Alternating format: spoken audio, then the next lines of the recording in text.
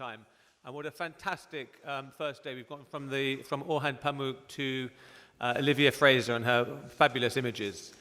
I'm afraid I'm going to give you a bit more doom and gloom in the next hour because this is the history of Baghdad we're talking about. But before I do, I'm going to open up with a line from that noted authority on Islamic history, maybe better known in the UK than in Pakistan, but I'm sure a number of you will know this writer, P.G. Wodehouse. And the context is someone talking about their own book at a book festival, not unlike the Lahore Literary Festival. And the quote is as follows: "It was one of the dullest speeches I ever heard. The woman told us for 3/4 of an hour how she came to write her beastly book, when a simple apology was all that was required." So, ladies and gentlemen, my challenge today is to try to impress you about Baghdad and its utterly extraordinary history as an Islamic city, rather than depress you. And I have to warn you right at the beginning that this is not always an easy task. And I call my book City of Peace, City of Blood for a very simple reason. The City of Peace was one of Baghdad's earliest names. It was founded in the year 762. It's not as much of an ancient city as many people expect coming in Mesopotamia, where there are many more, far more ancient cities. So founded in AD 762, and there is a verse in the Quran from which Baghdad took one of its earliest names. God invites you to the house of peace. He guides whom he will to a straight path. Those that do good work shall have a good reward, and more besides. Neither blackness nor misery shall overcast their faces. I added the extra suffix City of Blood, really at the end of 4 years of research and living in Baghdad as well, from 2004. I would argue there's been a huge amount of blackness and misery during Baghdad's history, and rather less, perhaps, in the way of paradise. Baghdad begins its life awash with blood in the late 8th century, and you don't need me to tell you today that the city has been a real cauldron of violence in recent years as well. And we'll get into that a little bit later. A bit of orientation, first of all. I don't know if the remote control works. There you have Baghdad more or less in the middle of the picture, amongst the Mesopotamian plain, and the two great rivers, the Tigris and the Euphrates, providing the water and irrigation systems which underpinned a succession of flourishing empires: Sumerians, Babylonians, Assyrians, and Persians. What I'd like to do in the next 45, 50 minutes is, just to avoid galloping madly through 13 centuries of this city's history, break the talk down into 4 sections. So we're going to begin with the best stuff, really. Baghdad's history, in a way, is sort of top-loaded. The glory and the splendor and the great intellectual achievements, artistic, literary, political, economic, and so on, come early on in the city's history. And then it does go downhill, I'm afraid to say. That's the first 500 years, 762 to 1258. Then, after those lofty heights, we plunge into what I would call the abyss of the Mongol and Tartar invasions from the 13th and 14th centuries. And then we zoom into the early 20th century and the infamous arrival of the British, with a cast including General Maude, Gertrude Bell, and Lawrence, also known as Lawrence of Arabia.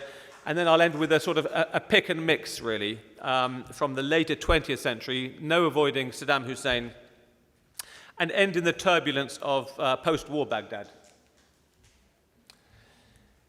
This is one of the few images we have, really, of the Abbasid Caliph al-Mansur, the victorious, who founded the city in 762. And this particular picture was taken in 2005, when Baghdad was being consumed by a sectarian war, in which the minority Sunni population against the majority Shia population, with the added assistance of Al-Qaeda. And I've just got one favorite story about Mansur, just to put this whole Sunni-Shia question into perspective, and there are obviously parallels with 2005 to make sense of modern Iraq as well.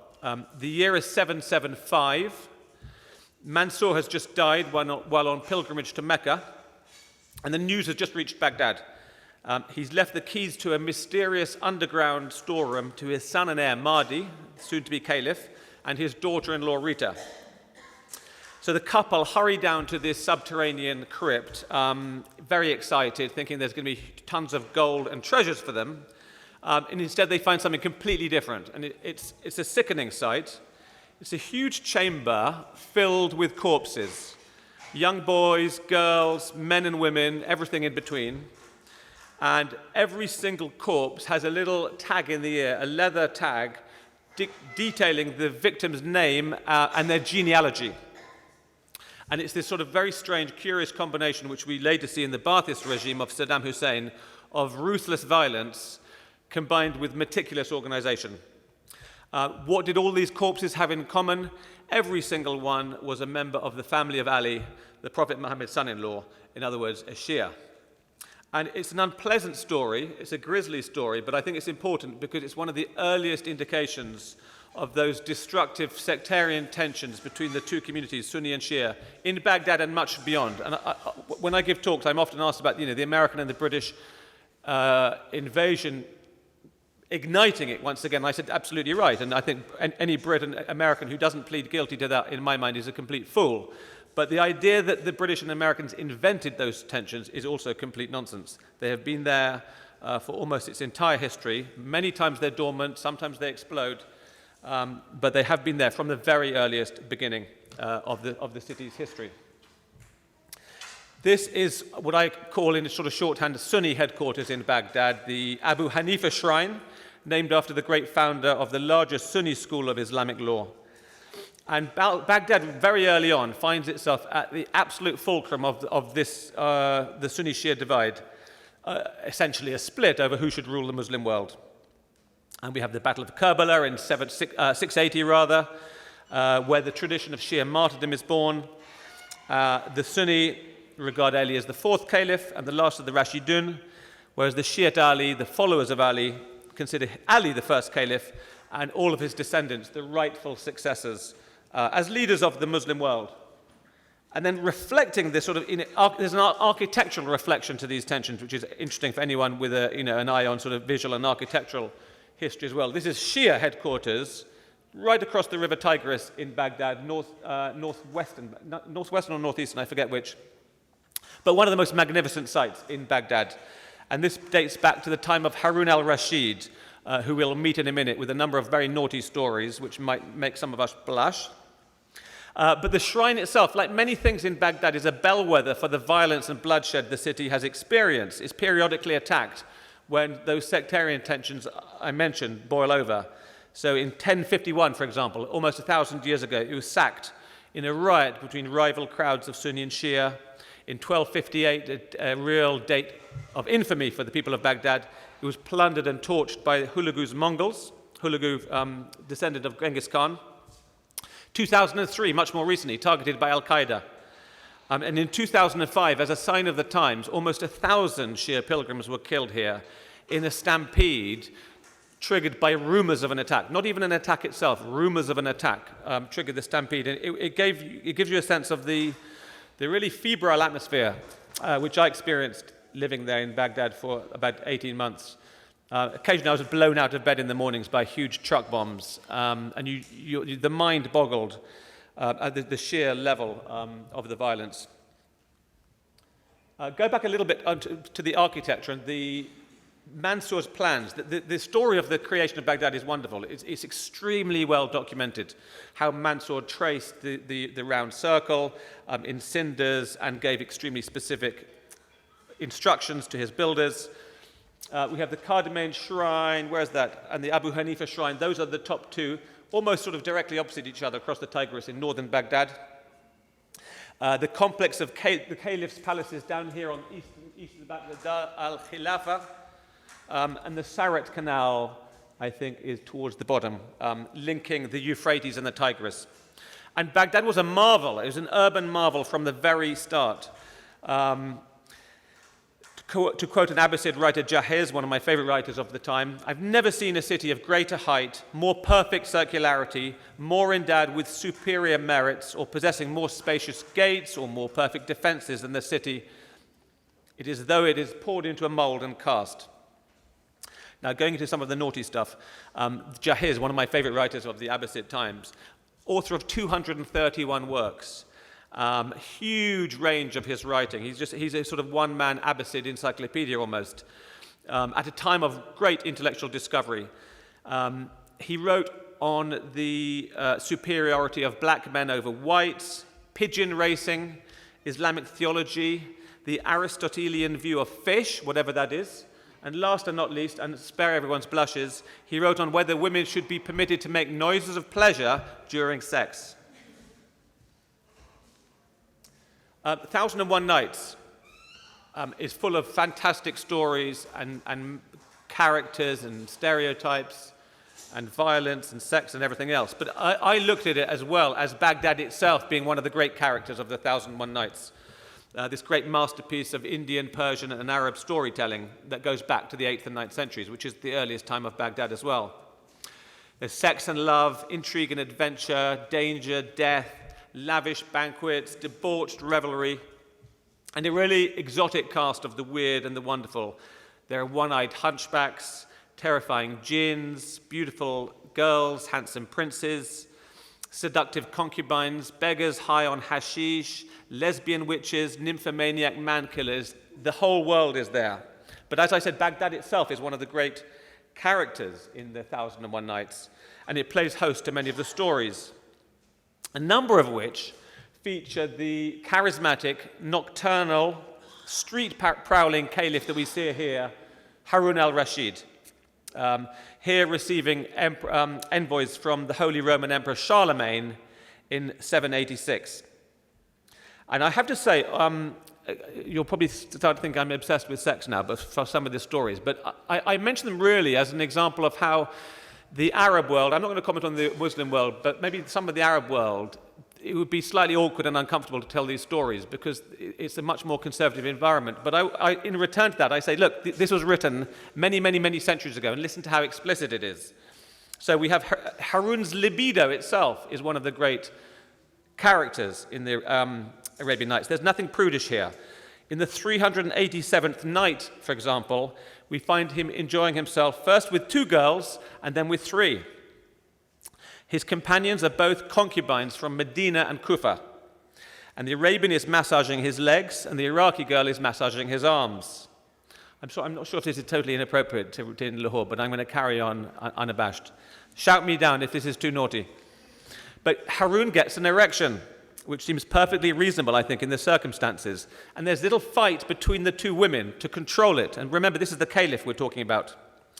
But it's very witty as well. And this is the dialogue now. I see you're trying to monopolize our capital and keep it to yourself. Give me my share, says the Kufan girl to the Medinan. The Medinan is having none of it. She replies with a line from the Prophet.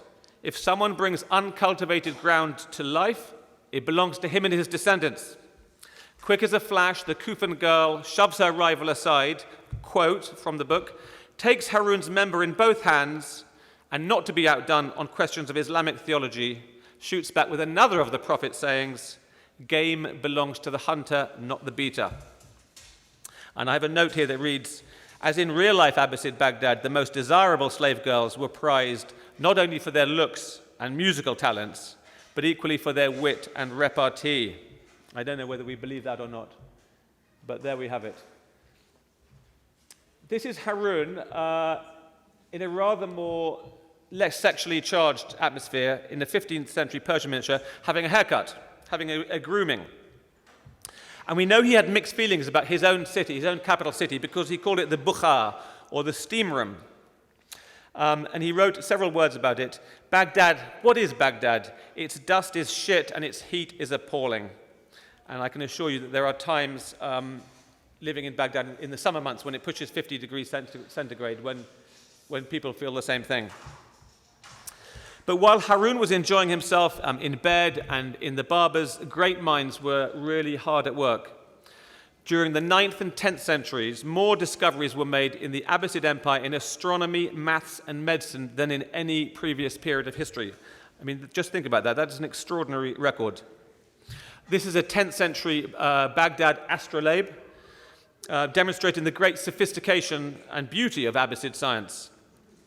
Among its many uses was determining the precise direction of Mecca, towards which the faithful would direct their prayers, of course. But it's also a cultural revolution as much as political and commercial. It's a time of poets and writers, scientists and mathematicians, musicians, physicians, historians, legalists, lexicographers, philosophers, even cookery writers. And together, this great sort of cultural ferment, at a time of incredible riches as well, and military strength, makes this a golden age for Baghdad and for the Muslim world, with Baghdad as its capital under the Abbasid dynasty. And like all great cities, I think, it becomes a great magnet, drawing in the greatest minds and the most ambitious men and women from Central Asia to the Atlantic. The Caliph Ma'mun establishes the Beit al-Hikmah, a sort of think tank, a house of wisdom, royal archive, library, translation center, and by the 9th century, it's the largest collection of books in the world. One of the scholars makes me cringe slightly because he gave birth to that terrible word which ruined my own childhood and school days, algebra. Muhammad ibn Musa al-Khwarizmi. He also gave us another horror, which many of us remember from our school days. If you remember those horrible quadratic and linear equations, the word algorithm comes from him as well. Hunayn ibn Ishaq, one of the doyens of Abbasid scientists, chief translator in the House of Wisdom. This is his anatomical drawing of the human eye from the mid-9th century, from what was the world's first systematic textbook of ophthalmology. And, if you just sort of delve through this half millennium of Baghdad's history, it's full of just these great minds of their times. Abu Yusuf Yaqub al-Kindi, philosopher of the Arabs, author of 250 works. And again, the range of his writing is so typical of the time. He wrote on everything from Archimedes to Hippocratic medicine, glass manufacture, music, and swords. A one-man polymath. Razi is the greatest medieval physician, and so on and so forth. It's that sort of time. The decorative arts as well. Cooking was an essential accomplishment for the ideal Abbasid man. And expertise in the kitchen was so important in Abbasid society that anyone who wanted to be among the caliph's court, it was called a boon companion to the caliph, had to be able to master at least 10 exotic dishes. And in the UK, I don't know if you have here something like MasterChef, those sort of reality TV cooking programs. The Abbasids had their own version of that as well, 1,000 years ago. And occasionally, the caliph himself would come and sample the different plates. We have a lovely example of one story in which a random passerby was just hauled off the streets of Baghdad, brought into the palace to help the caliph judge a cooking contest. And he was given a series of dishes, secretly prepared by the caliph's brother, a Greek, and the chief judge. And you can imagine the diplomacy required, not knowing what to say, as you're not knowing, it's a blind tasting, you don't know whose meal you're eating. So he tasted the caliph's first dish, and fortunately for him, he was very impressed. And he said, "Well done. You'd think it was all made of musk. The man who made this must be a very clever cook, clean, imaginative, and elegant." And he liked the dishes by Mutassim, the caliph's brother, and the Greek as well. But when it came to the judge's offering, this ordinary man they pulled in from the street, didn't pull his punches. He spat out, "Ugh! By God, whoever cooked this used shit instead of onions." Judge was completely furious, as you can imagine, and as with many such stories in Abbasid Baghdad, his life literally hung in the balance. On a bad day, he'd be ordered to kneel down on a leather mat and literally have his head cut off there and then. On a good day, the caliph might throw you a bag of gold and reward you for your wit. And in this case, apparently, we're told that the Caliph Ma'mun found the man's outspokenness so completely hilarious, he gave him a job on the spot as a court entertainer. Just as well for him. He didn't lose his head. I like this as well as a Brit who likes the odd dinner party, but that lovely line about converse to your heart's desire, for these are the bonus times of your lives. And another little example of the sophistication of Abbasid society about 1,300 years ago, there was, we have a famous chef in the UK called Delia Smith. And there's a book written by an Arab writer, Ibn Sayyah al-Warraq. And he was the sort of Abbasid's answer to Delia Smith, with a touch of who's who thrown in, so sort of social etiquette as well as cooking. And he talks about, how to be an ideal guest at a dinner. When the guest feels he's getting rather tipsy, he should leave at once while still in control of himself. It is uncomely to drink a lot of water, belch audibly, gnaw at the bones, or suck the bone marrow. And I rather like these instructions how to behave at a grand dinner party from 1,300 years ago. Sadly, I have to report that there are very few Abbasid monuments left in Baghdad. For once, actually, this is not so much a question of the violence, the history of violence and sackings and plunderings that dot the history. It's rather more simple than that. The river Tigris is a bit of a faithless friend to the people of Baghdad. On the one hand, it's life-giving, but on the other, it has been prone to terrible flooding over the centuries.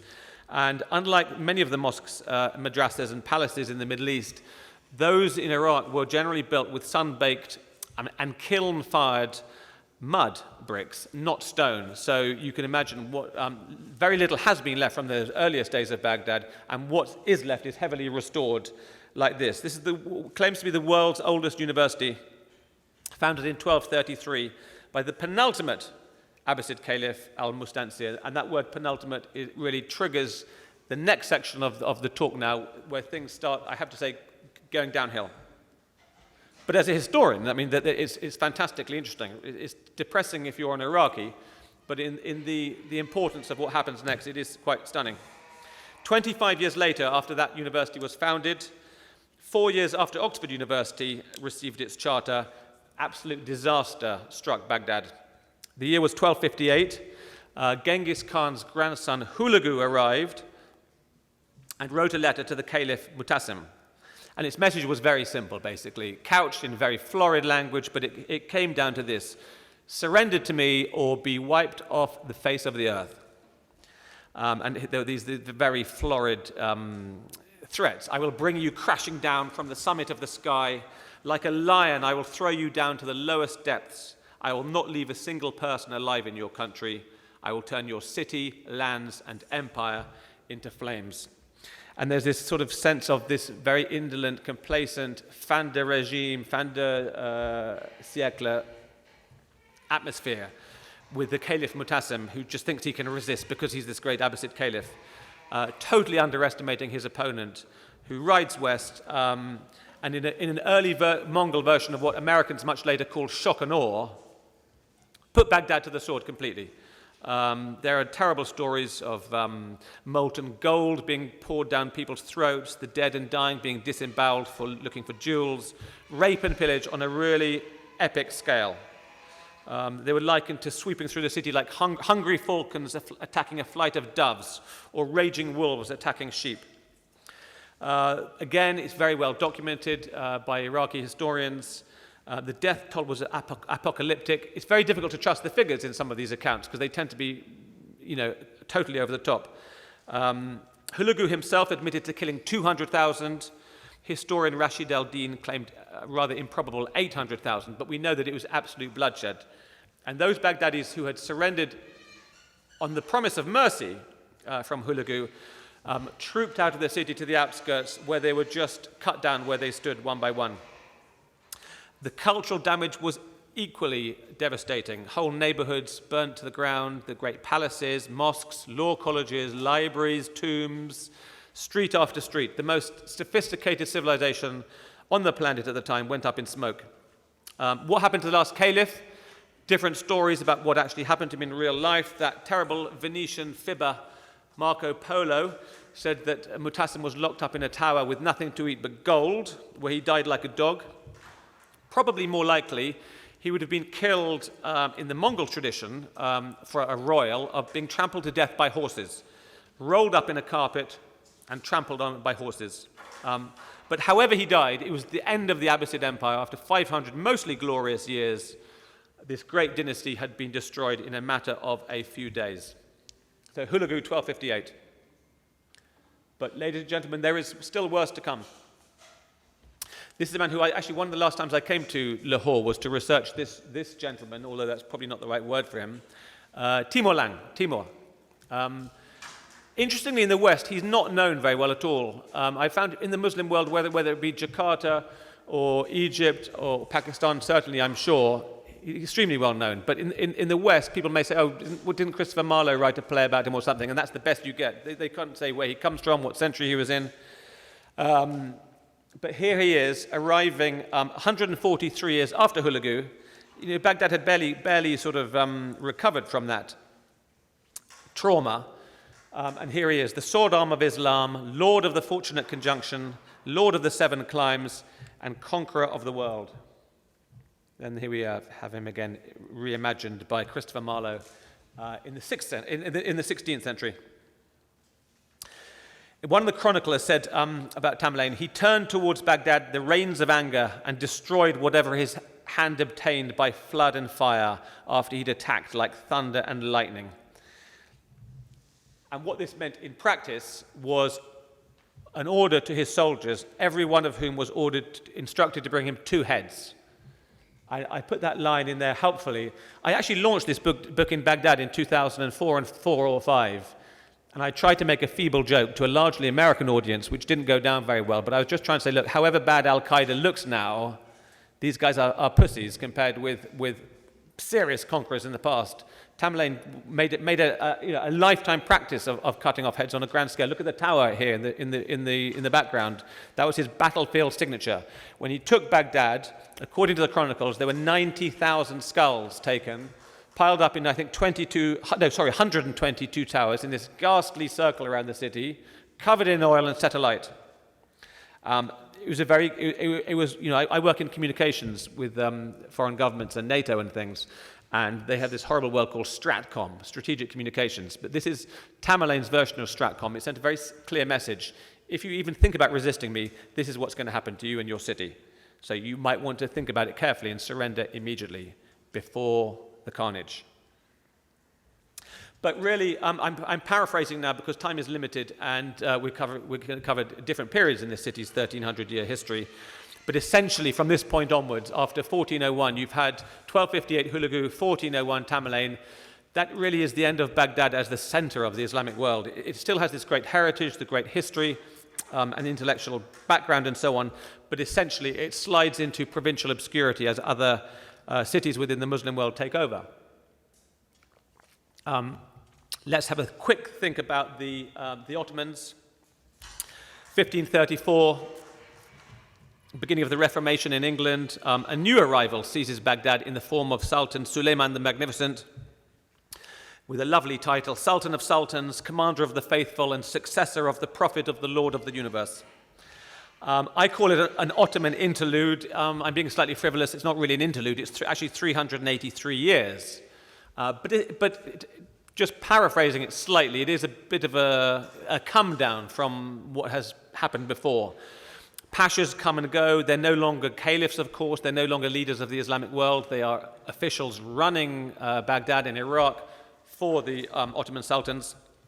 Often they're more remarkable for their nicknames than anything they achieved in office. You have people like Mustafa Pasha, the hunchback, who we're told was addicted to cannabis cakes and opium, Ahmed Pasha, the drunkard, Hussein Pasha, the mad, and so on and so on. Really, decline and stagnation are the order of the day. The city has really retreated, has been pushed back off the world stage. No great scientific or cultural triumphs. Politics is no longer this high statesmanship. It's sort of rather low-level feuding and jockeying for power between very minor rulers in what has become an obscure outpost of the Ottoman Empire. So we skip that for the time being today. I hasten to add it's all in the book.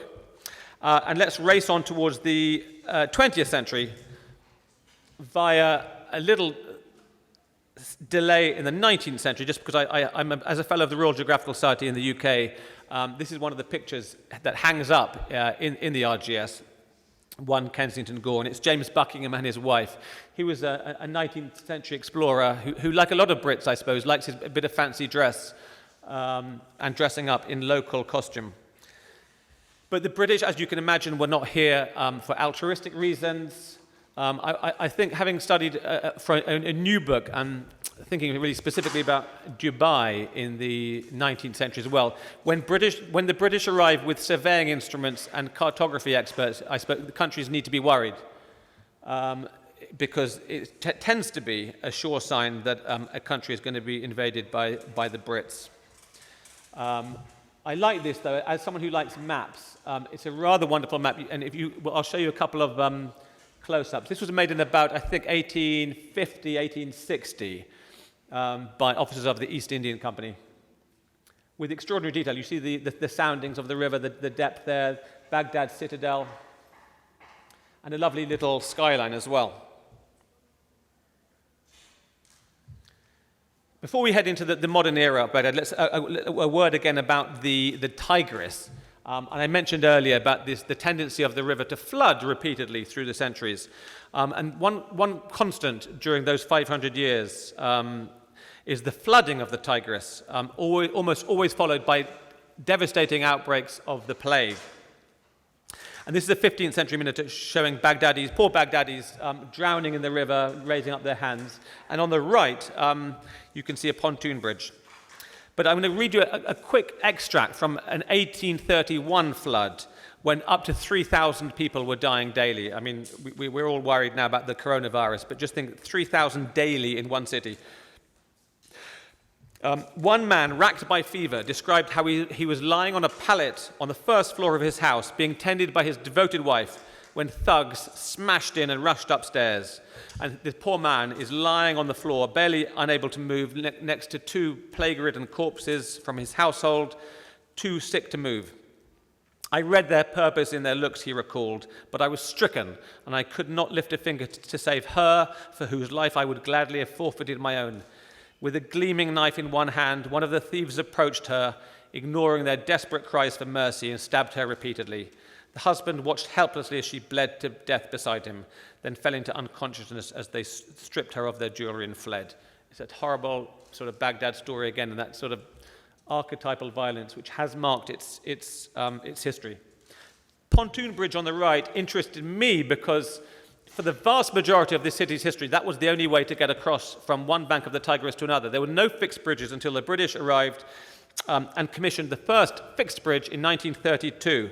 So from 762 to 1932, bridges in Baghdad were all pontoon bridges. That's how you crossed the river. So we have a little bit of a fateful drum roll now. And there we have now, these are the round boats called the guffas for traders, animals, produce, going backwards and forwards, and the human traffic, the pedestrians on the lovely pontoon bridge. But the very dramatic period unfolding from 1917 with the arrival of the Brits.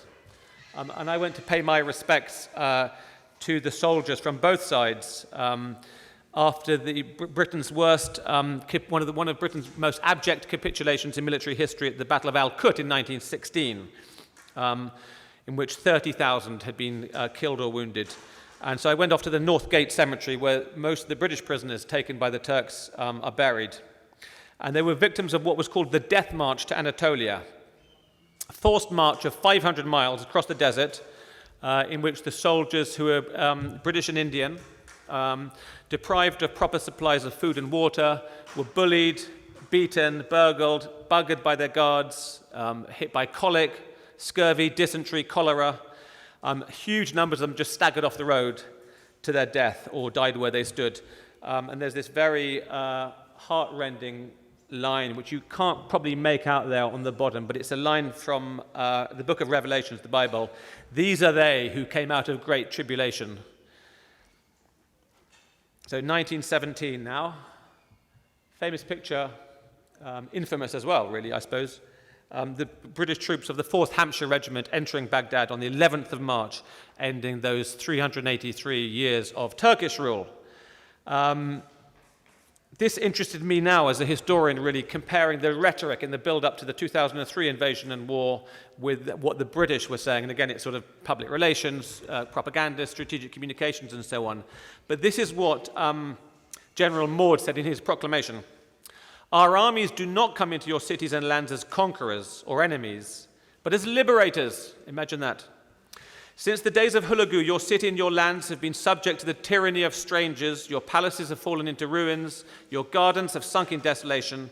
And your forefathers and yourselves have groaned in bondage. So here's the Brits pitching themselves as the great saviors of Iraqis.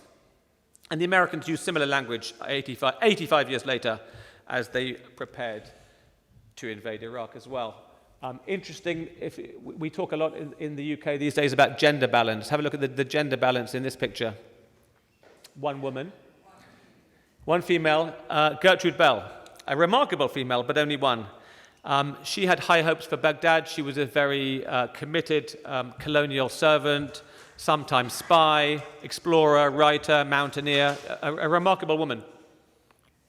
And she, like many of her brothers and sisters at the time, had great hopes for Baghdad. And she said, "We shall, I trust, make it a great center for Arab civilization and prosperity," which is, if you think about it, monumentally pompous, considering the city's great history before. And again, similar sentiments expressed in the run-up to 2003.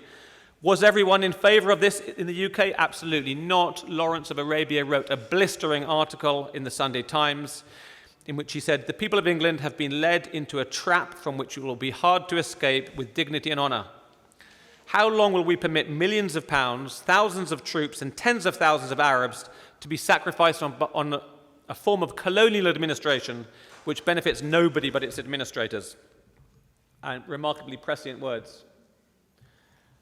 But if a monarchy was good enough for Britain, then it was certainly good enough for the new state of Iraq in British minds.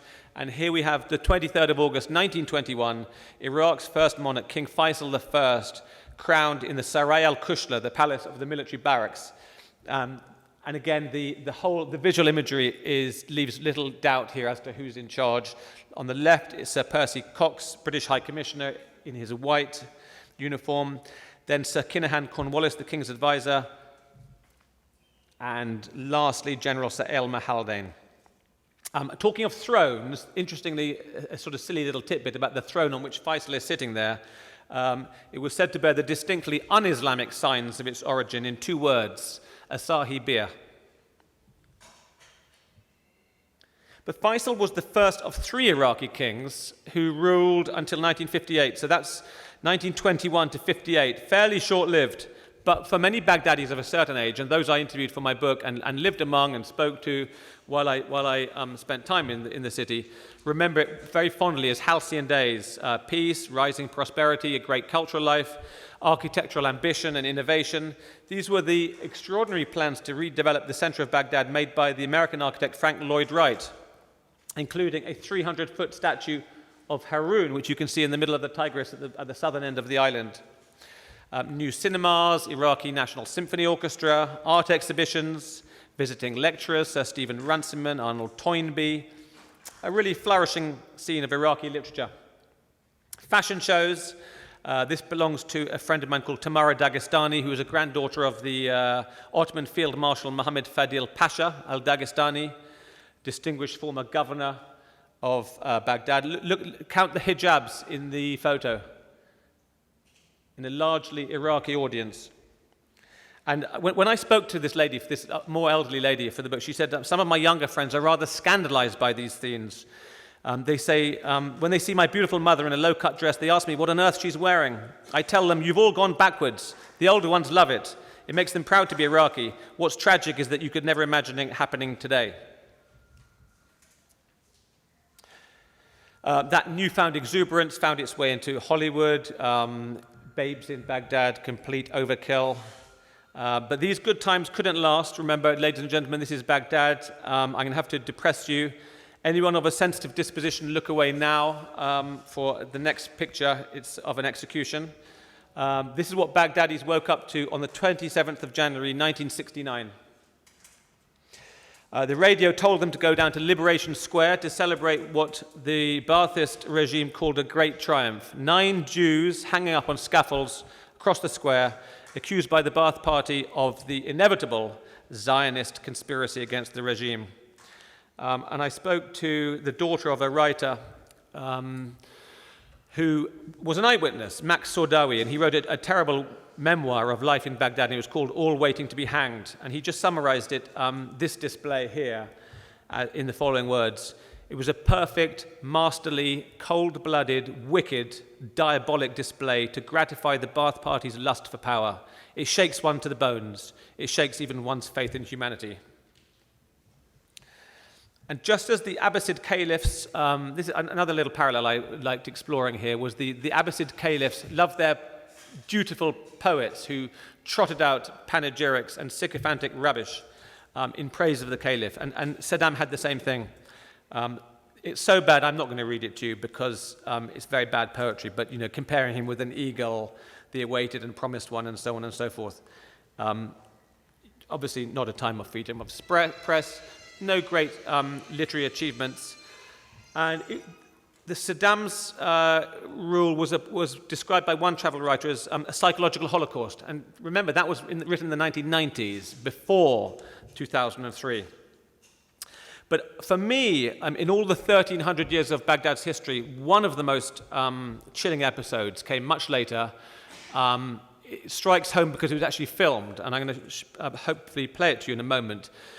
22nd of July, 1979, and it's the moment when a totalitarian dictatorship was born, while Saddam puffs nonchalantly away on a cigar, instilling sheer terror among the party apparatchiks. And with apologies for the quality of the film, which came from 1979, I think the film speaks for itself. So we're going to have that next, please. It's about 4 minutes, I think. If proof of the true nature of the regime is needed, it comes in July of 1979. President Ahmed al-Bakr has become little more than a figurehead, and according to Saddam's propagandists, too old and ill to govern. In 1979, when Saddam felt time was right for him to take over, all he had to say is to tell the president, get out of my way or you'll be killed. And the president publicly resigned. With al-Bakr safely out of the way, Saddam stages a stunningly theatrical event to purge the government of anyone who might possibly present the slightest challenge to his authority. And to ensure that no one misses the message, he has it videotaped. After a solemn introduction, Saddam mounts the stage and stands at the podium. He announces that there are traitors among us and begins reading off a list of names.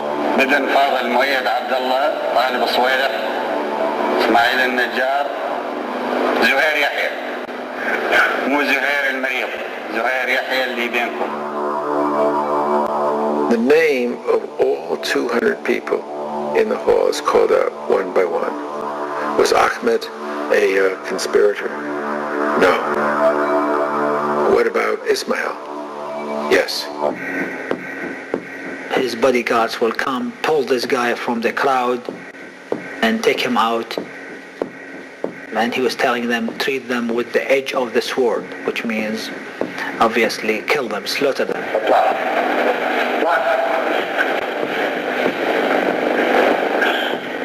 Here is Saddam smoking a big black cigar with a smile playing around his lips.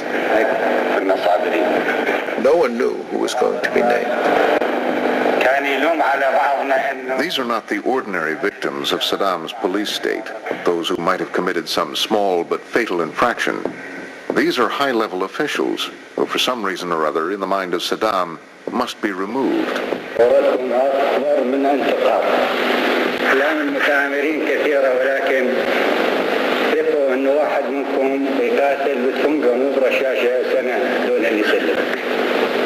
Some protest their innocence but are quickly hauled away. Others in the assembly begin to weep and chant proclamations to his greatness and declare absolute loyalty to his rule.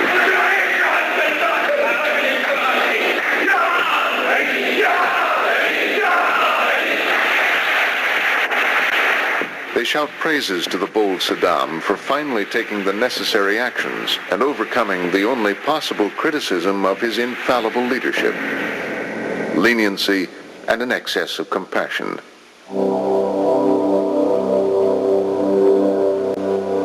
From the several dozens of people who were picked up from that meeting, there were few. Thank you very much for that. Little in the way of leniency and compassion in 2003 as blood once again ran in Baghdad streets. This was the crossed swords where we used to do exercises. I should say I was doing a civil affairs program for a British security company at the time in Iraq in 2004. And on this area is the parade ground. This was designed by Saddam to commemorate his slightly fictitious victory over Iran in the Iran-Iraq war. But here it's American soldiers of the 3rd Infantry Division, April 2003.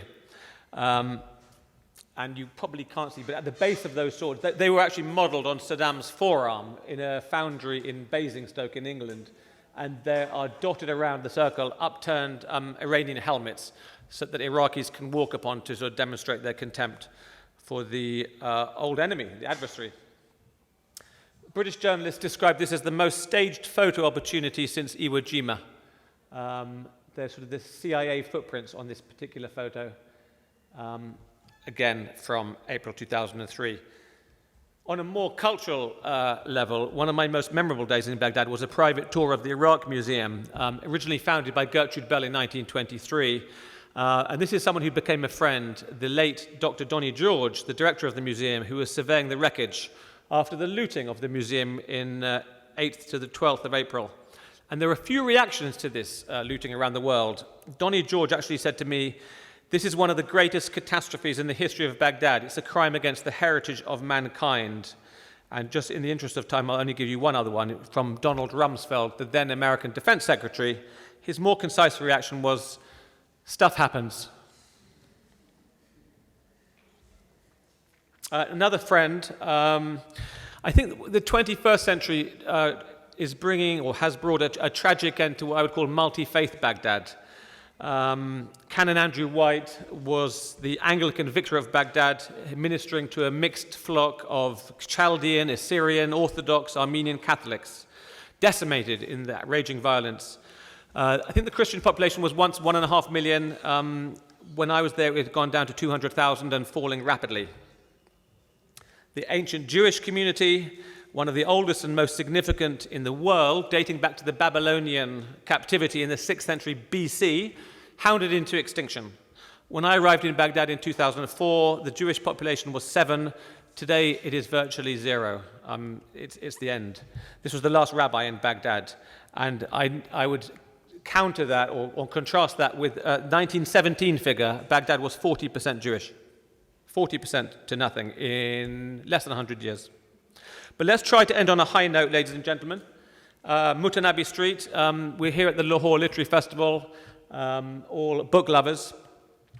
There's an old Arabic expression which says, Cairo writes, Beirut prints, and Baghdad reads. In fact, Baghdad still does all three, and bookworms in Baghdad head to Mutanabi Street every Friday, named after a legendary poet. And I'm just going to end with a few words from the book.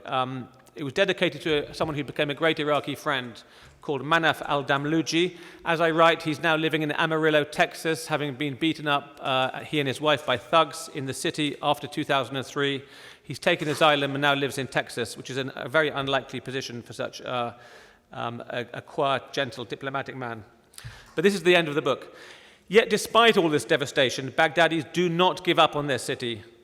With the prodigious history of intellectual, cultural, and Islamic preeminence, it stands for dignity, pride, and above all, endurance. It's a city unlike any one of its peers, says Manaf, a retired diplomat. You have to wonder whether the good Caliph Mansour, if he had had the slightest foresight of the city's bloody future, would have built his seat of power here. The cycle that sees Baghdad lurching between mayhem and prosperity has been long and gory. But of course we must have hope. May the city of peace live up to its name before we ourselves depart to eternal peace. Thank you very much, ladies and gentlemen.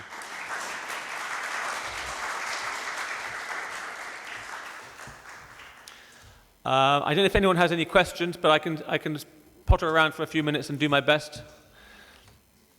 15. I've only just arrived off a plane from London, so I don't know where my whereabouts, but I think there is a bookshop here, isn't there? So I hope to see it there. And you would be positively welcome, indeed encouraged, to buy copies. Hello. Thank you for your lecture. I wanted to know that what incited Timur Lane to attack the Middle East after Lugu Khan? I couldn't quite hear. What it attracted? What incited Timur Lane to attack the Middle East after Lugu Khan? I think he was certainly aware of what Hulagu had done. He was certainly aware of the riches on offer. He was in the process of carving out an empire across the Silk Road. Multan was the place that he ravaged very badly here as well, and that's one of the reasons I came here. I think he was drawn by a combination of power and wealth. In the end, the only reason he never went further west into Europe after he defeated the Ottoman Sultan in 1402 is simply wasn't worth it for him. It wasn't attractive. Europe was nothing. What he was devoted the remainder of his life to doing was trying to attack China.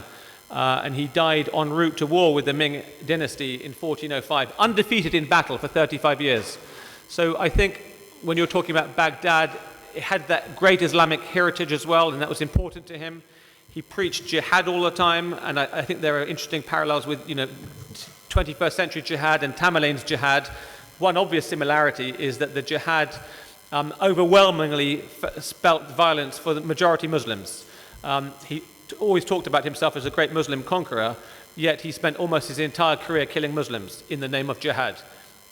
So it was propaganda, but this part of the world and further west, the Levant, Damascus, Aleppo, and so on, combination of wealth and writing his name into history as well as one of the great empire builders, which I think he undoubtedly was, alongside Alexander the Great and Genghis.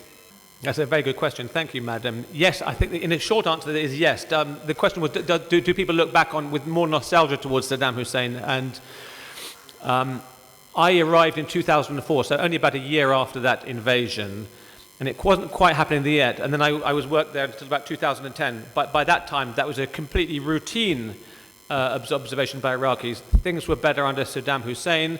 If this is democracy, we don't want it. If democracy means I'm too scared to go to the market with my wife and children, and we're going to get blown up, I don't want any of that. Life was better under Saddam. Women had greater rights. It was a more secular country, and so on and so forth. So absolutely. And after working in Iraq for a few years, I spent the last 3 years working in Libya, where again the same thing. More and more Libyans will say to you, Gaddafi, we knew what Gaddafi was like. If we kept our nose clean, we could be fine. Now our lives have been destroyed and upended by that removal of that regime. So yes, you're absolutely right. Lady at the back and then the gentleman in the front. Hello, it was a lovely talk. My question is that if you have to name just one element, it might be difficult, that let cities revive after bloodsheds, what would it be? One element that allows a city to regain its sort of well-being again. I would say that's very mean of you to only give me one element rather than several. But I think that on a serious note, though, because I've just this is not my new book. This is a book that's 6 years old. I published a book last year on 15. It's called Islamic Empires, which is 15 Islamic cities, each one city per century of Islam, which we're going to be talking about on Sunday, I think. And my conclusion on that was generally that cities which are open and look outward and are open to the world, bringing in talent from wherever it might come, are those which have proved most successful. And in the history of the Islamic world that I've looked at, it's not comprehensive, but it's very partial, personal selection of cities. That's one of the great commonalities. Mixed communities, ethnically, mixed faith, Jews, Christians, Muslims, and others. Tolerance, respect for others, great passion for trade and cultural exchange. So it's not one, it's many things. And then when I think cities become more introverted, at the UK at the moment with Brexit, a lot of people are worried that the country is going to become much more closed, and there are a lot of people who fear that. It's about being open to the world, I think, and cities is these great mediums of exchange. Thank you. And the gentleman in the front. So, the question is, why did I choose Baghdad, or?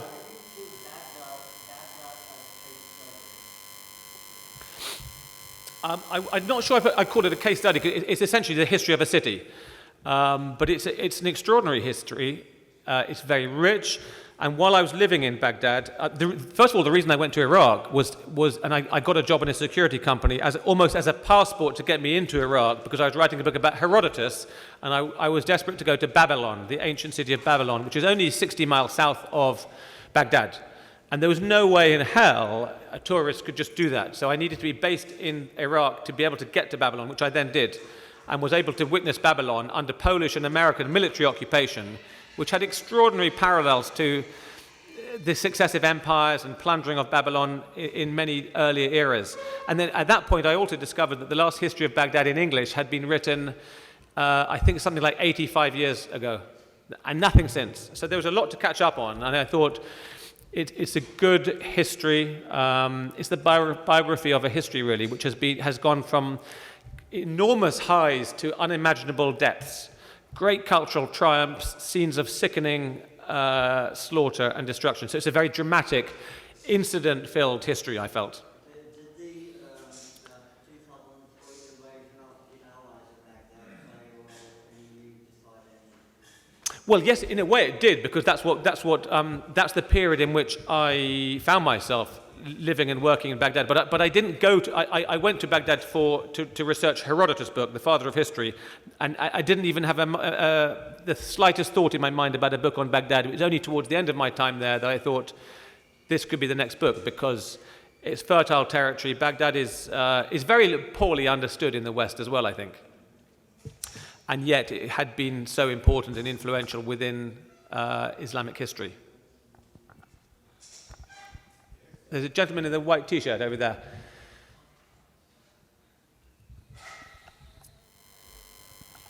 Great, sir. My question is that what's your unique idea you have that peace again come to Baghdad? I missed the last bit. What's my hope for peace? Or what your unique idea you have that again come to peace in Iraq? What's your idea? I still can't hear very clearly. So if it was the microphone or. What your ideas about peace again come to Iraq? I think to answer it with a historian rather than a political commentator journalist and non-pundit, I would just say that over 1,300 years, completely unwittingly, I've traced this period of ups and downs and huge traumas. So 2003 is devastating. It's an indictment of the American and British foreign policy and military interventions, yes, but it is merely one of many, many, many, many, many turbulent periods. I mean, the Saddam Hussein's Iraq was a pretty bloody place. Equally, it was much more stable, as the lady mentioned in the front row a moment ago. British colonial time, very difficult, bloody period for Iraq. The Ottoman period as well, Hulagu, Tamerlane. I think the great problem for Baghdad is that the Sunni minority have never held power in 1,300 years of Baghdad's history until 2003. And that's a hell of a lot of payback and revenge and blood feuds and settling scores and so on. And I think we're still in the middle of that. When I was there, the Minister of Interior himself ran a death squad targeting Sunnis. Doesn't really build prospects for peace. So sectarian tensions have been bad. A lot of Iraqis blame that on the Brits and the Americans, which I think they're right to say that the Brits and the Americans stirred it all up again. And it's proved to be a hornet's nest. I mean, the killing levels have been completely unacceptable and unfathomable, really, to any outside observer. And it still goes on. It's much less bad. But you also have a political class who are kleptocrats to a man. And I say man because there are very few women in that political class who see their time in office as an opportunity to completely enrich themselves and plunder the country like a private piggy bank. That in itself doesn't inspire great foundations for the country's future either. And it is terribly sad for the ordinary people of Iraq to have a ruling class that behaves like that. And it sees very little prospects for peace, sadly. The lady on my right is drawing her hand across her neck like that, so I think that means that we have to go now. But thank you so much for coming, ladies and gentlemen. I'll hope I can find some books to sign later. Thank you very much.